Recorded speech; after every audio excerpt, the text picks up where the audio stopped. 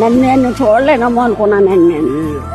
నేనే వద్దాం అనుకున్నా కానీ వస్తే మీకు మీ ఇంటికి వస్తే ఇలా కూర్చోలేము కదా. యాక్చువల్ వద్దాం అనుకున్నా ఈ రోజు, కానీ నేను వస్తే మొత్తం గోల అయిపోద్ది, మీకు ఇల్లు మళ్ళీ ఇబ్బంది అయిపోతుందని చెప్పి మామగారు తీసుకు.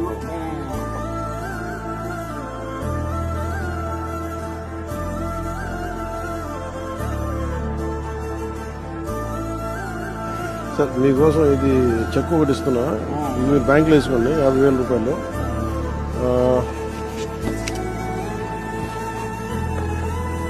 ఇదేమో మీకు చీర, ఇందులో 50,000 క్యాష్ ఉంది. ఇల్లు కట్టాలని ఏదైనా కట్టాలని అవసరం చేసి పెట్టాలి. ఇందులో పెట్టానా 2